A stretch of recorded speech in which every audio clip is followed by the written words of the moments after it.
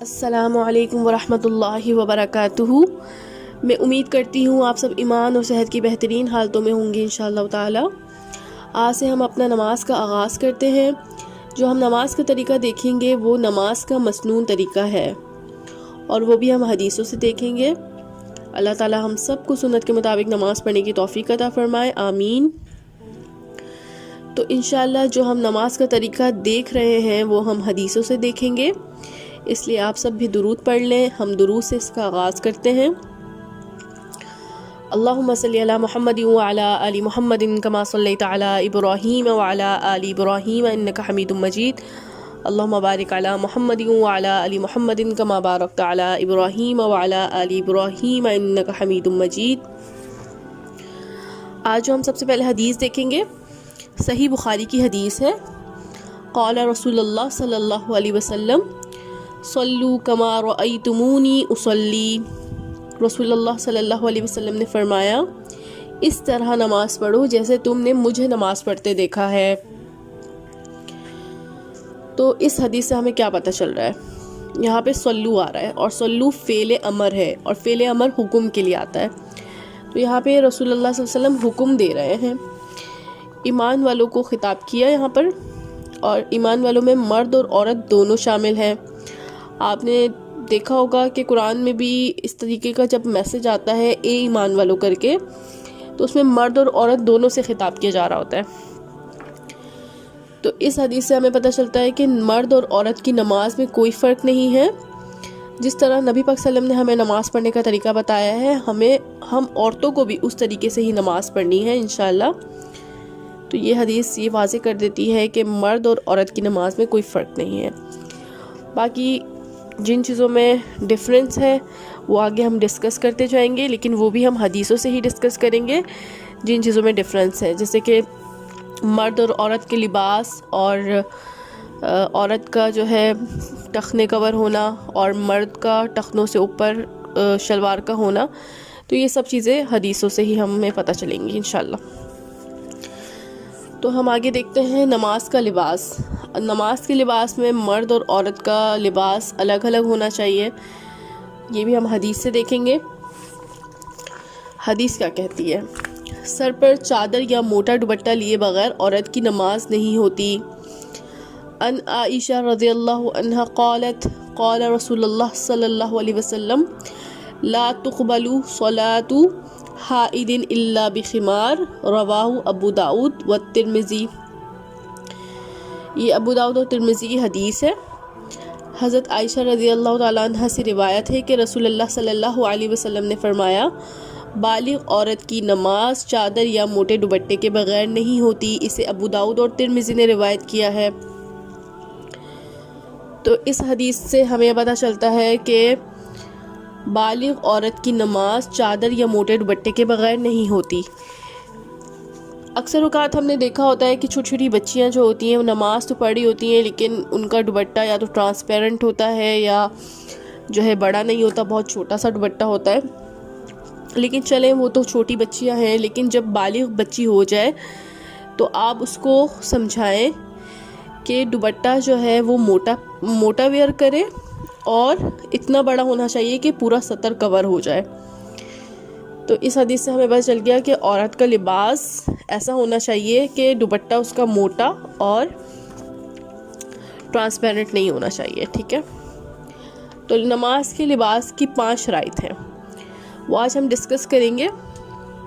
सबसे पहले नंबर 1 पे, औरत ऐसा दुपट्टा वेयर करे जिसमें उसके हेयर्स कवर हो जाएं, ठीक है। हेयर्स नहीं नज़र आने चाहिए। अक्सर औक़ात हम नमाज़ पढ़ रहे होते हैं लेकिन हमारे आगे से हेयर्स नज़र आ रहे होते हैं, तो हमने ऐसा दुपट्टा वेयर करना है कि हमारे हेयर्स नज़र नहीं आने चाहिए, ठीक है। ये नमाज की शर्त है कि नमाज के लिए ये ज़रूरी है कि आपके हेयर्स नज़र नहीं आने चाहिए। सेकंड पे हम देखेंगे कि अक्सर औक़ात हमने तो नमाज के लिए दुपट्टा जो वेयर किया होता है वो तो हमने हर तरह से अपने हेयर्स को कवर किया होता है, और दुपट्टा भी जो है हमने काफ़ी बड़ा पहना होता है, लेकिन वो ट्रांसपेरेंट होता है, जिसकी वजह से हमारे अंदर की जितनी भी हेयर्स होते हैं, हमारा पूरी बॉडी वो नज़र आ रही होती है। तो हमने इस चीज़ का ख्याल करना है کہ ہمارا دوپٹہ جو ہے وہ ٹرانسپیرنٹ نہ ہو، کہ اس میں ہر چیز نظر نہ آئے، ٹھیک ہے۔ تھرڈ نمبر پہ ہم دیکھیں گے سلیوز ہم جو ہے گرمی کی وجہ سے شارٹ سلیو سلوا لیتے ہیں، تو نماز کے لیے یہ شرط ہے کہ جو سلیوز ہیں وہ کلائی تک ہونی چاہیے۔ تو اگر تو آپ نے شارٹ سلیوز بنوائی ہوئی ہیں تو کوشش کریں کہ آپ کلائی تک سلیوز بنوائیں، یا تو پھر آپ جب بھی نماز پڑھیں تو آپ نے فوراً سے عبایا پہن لینا ہے، ٹھیک ہے۔ عبایا پہن کے بھی پھر آپ نماز پڑھ سکتی ہیں۔ چوتھی چیز جو ہم ڈسکس کریں گے وہ ٹراؤزر ہے، ٹھیک ہے۔ اب ٹراؤزر کیسا ہونا چاہیے؟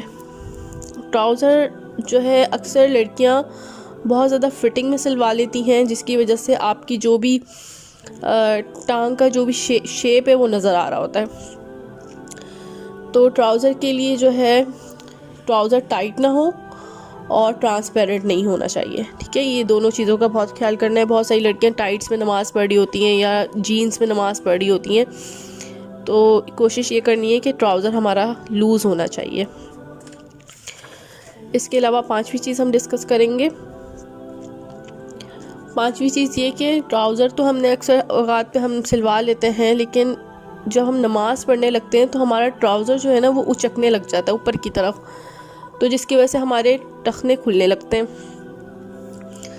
تو ہم نے اپنے ٹخنے کور کرنے ہیں۔ تو اگر آپ کا ٹراؤزر ہلکا سا اچک رہا ہے تو یا تو پھر آپ ساکس پہن لیں، یا پھر آپ ایسا ٹراؤزر یا ایسی شلوار ویئر کریں جس میں آپ کے ٹخنے کور ہوں، کیونکہ مردوں کے لیے ہے کہ وہ شلوار اپنی ٹخنوں سے اوپر رکھیں، اور عورتوں کے لیے کہ ان کے ٹخنے کور ہونے چاہیے۔ تو یہ 5 چیزوں کا آپ نے بہت خیال رکھنا ہے، کیونکہ یہ نماز کی شرط ہے۔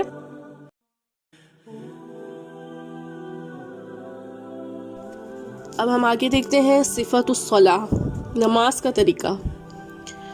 نماز کے طریقے کے لیے سب سے پہلے کیا ہے؟ نیت۔ اور نیت کیا ہے؟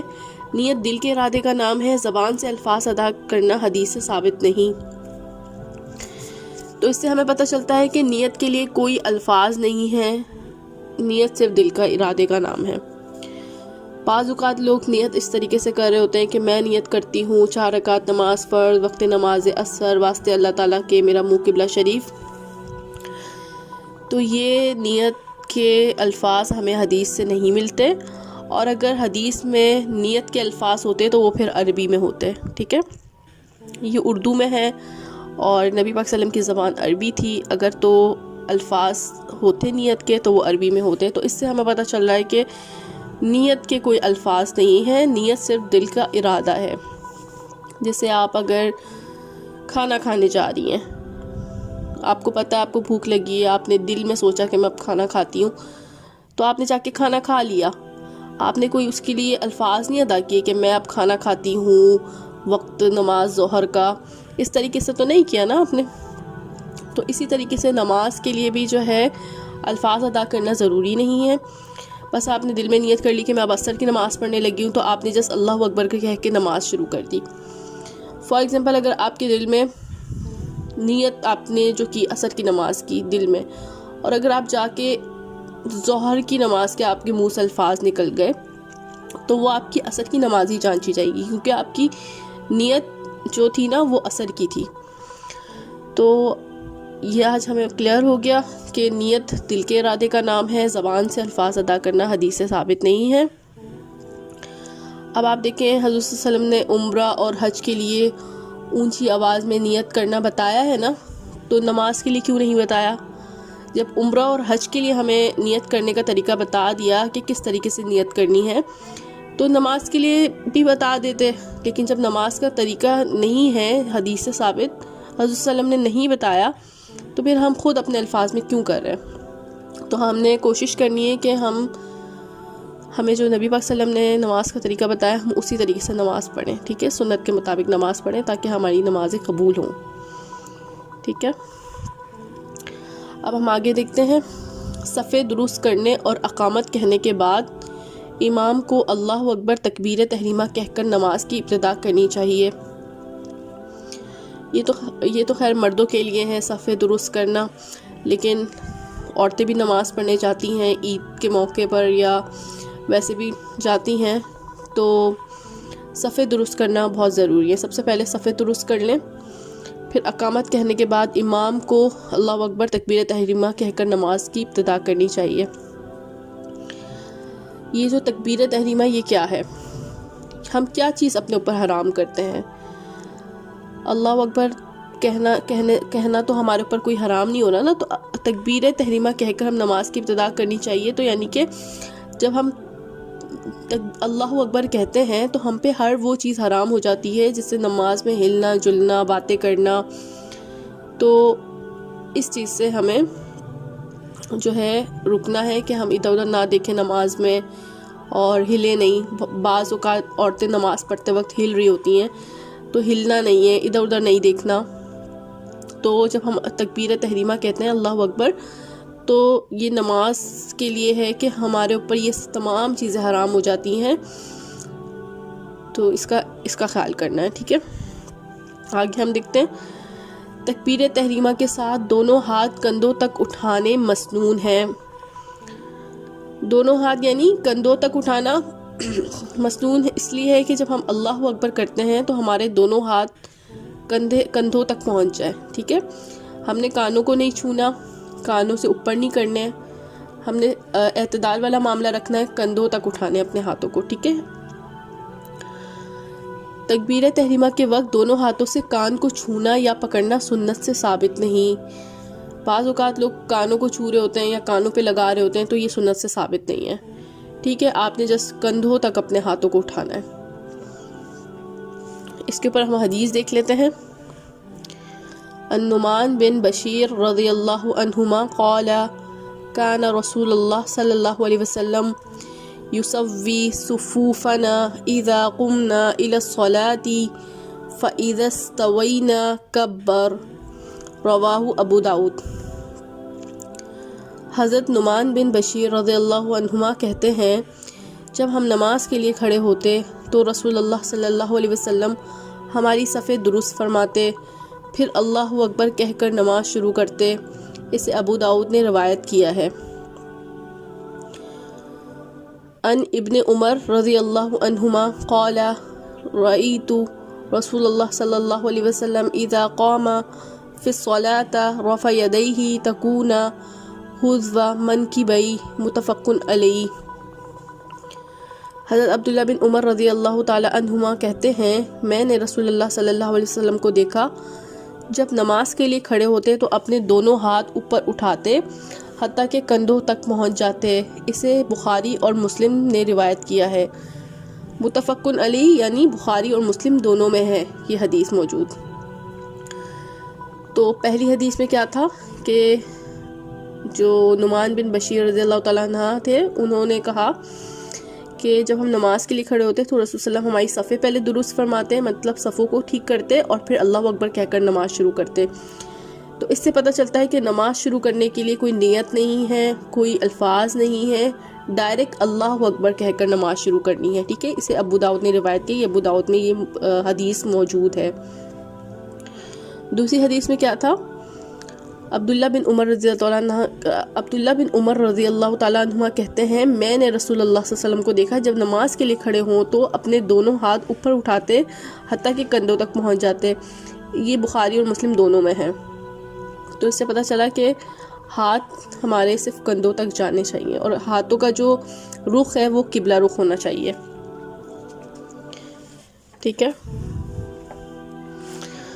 ہاتھ اٹھاتے وقت ہتھیلیوں کا رخ قبلہ کی طرف ہونا چاہیے. ٹھیک ہے, یہ وضاحت میں بھی ہمیں پتہ چلتا ہے کہ ہمارے جو ہاتھوں کا رخ ہے, انفیکٹ آگے بھی ہم پڑھ لیں گے کہ جتنا بھی ہماری پوری باڈی کا جو رخ ہے نا وہ قبلہ رخ ہونا چاہیے. اب ہم جب ہم سجدے پہ جائیں گے, سجدے کی حدیث پڑھیں گے تو اس سے بھی پتہ چلتا ہے کہ ہماری جو پاؤں کی انگلیوں کا رخ ہے نا وہ بھی قبلہ رخ ہونا چاہیے. اب آپ نے دیکھا ہوگا عورتیں جو ہے سائڈ میں پاؤں نکال کے نماز پڑھتی ہیں, جبکہ نبی پاک صلی اللہ علیہ وسلم نے جو نماز کا طریقہ بتایا اس میں پاؤں جو ہے وہ پاؤں کی جو انگلیاں ہیں نا وہ قبلہ رخ ہونی چاہیے.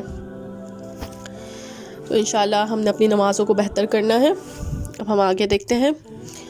قیام میں ہاتھ کھلے رکھنا سنت سے ثابت نہیں. تو جو قیام ہوتا ہے اللہ اکبر کہنے کے بعد جب ہم سورہ فاتحہ پڑھتے ہیں یہ قیام ہوتا ہے. تو اس میں جو ہے ہاتھ کھلے رکھنا سنت سے ثابت نہیں. بعض لوگ جو ہے ہاتھ کھلے رکھ لیتے ہیں، تو یہاں پہ ہمیں پتہ چل رہا ہے کہ یہ سنت سے ثابت نہیں. ٹھیک ہے، تو انشاءاللہ ہم نے اب ہاتھ باندھنے ہیں اور سنت کے مطابق نماز پڑھنی ہے. اور جو لوگ ہاتھ نہیں باندھ رہے، کیا پتہ ان کے پاس کوئی نہ کوئی دلیل ہو، ہمیں نہیں پتہ، تو ہمیں کسی کے اوپر بھی کفر کے فتوے نہیں لگانے کہ اس نے ہاتھ نہیں باندھے تو وہ کافر ہے، یا اس طریقے سے کوئی ہم نے ایسی بات نہیں کرنی. ہم نے اپنے اوپر فوکس کرنا ہے کہ ہم کس طریقے سے نماز پڑھیں، کہ ہماری نماز سنت کے مطابق ہے یا نہیں. تو آج ہم نے پڑھ لیا کہ قیام میں ہاتھ کھلے رکھنا سنت سے ثابت نہیں. تو انشاءاللہ جو لوگ ہاتھ کھول کر نماز پڑھتے تھے، آج سے وہ اپنے ہاتھ باندھ کے نماز پڑھیں گے انشاءاللہ. آگے دیکھتے ہیں. ہاتھ باندھنے میں دایاں ہاتھ بائیں کے اوپر آنا چاہیے، یعنی کہ جو ہمارا ہاتھ ہے، جب ہم ہاتھوں کو باندھیں تو جو ہمارا دایاں ہاتھ ہے وہ بائیں ہاتھ کے اوپر ہونا چاہیے. ٹھیک ہے، ہاتھ سینے کے اوپر باندھنے مسنون ہے. ہاتھوں کو جو ہے سینے کے اوپر باندھنا چاہیے. ٹھیک ہے، اس کے اوپر ہم حدیث دیکھتے ہیں.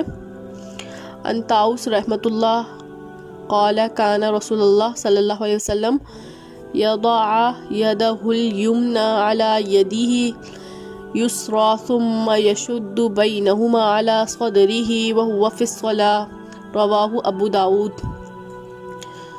حضرت طاؤس رحمۃ اللہ علیہ کہتے ہیں کہ رسول اللہ صلی اللہ علیہ وسلم نے نماز میں دایاں ہاتھ بائیں کے اوپر رکھ کر مضبوطی سے سینے پر باندھتے، اسے ابو داؤد نے روایت کیا ہے. تو اس سے پتہ چلا کہ دایاں ہاتھ بائیں کے اوپر رکھنا ہے اور مضبوطی سے سینے پہ مطلب باندھنے. ٹھیک ہے، اپنے ہاتھوں کا جو اپنے دیکھنا ہے کہ آپ کا دایاں ہاتھ بائیں کے اوپر ہونا چاہیے، یعنی کہ کلائی کے اوپر آپ کی سیکنڈ ہینڈ جو آپ کا دایاں ہاتھ ہے نا وہ آپ کی کلائی پہ آنا چاہیے. ٹھیک ہے، تو آپ نے اس طریقے سے ہاتھ باندھنے. تکبیر تحریمہ کے بعد رکوع میں جانے سے پہلے ہاتھ باندھ کر کھڑے ہونے کو قیام کہتے ہیں. یعنی کہ قیام، اگر کوئی پوچھتا ہے آپ سے کہ قیام کیا ہوتا ہے، تو یعنی کہ اللہ اکبر کر کے آپ نے جو سورہ فاتحہ پڑھنی ہے اور کوئی سورہ پڑھنی ہے، تو رکوع میں جانے سے پہلے ہاتھ باندھ کر کھڑے ہونے کو قیام کہتے ہیں. ٹھیک ہے، یہ نماز کے ارکان میں ہے، یہ بہت ضروری ہے.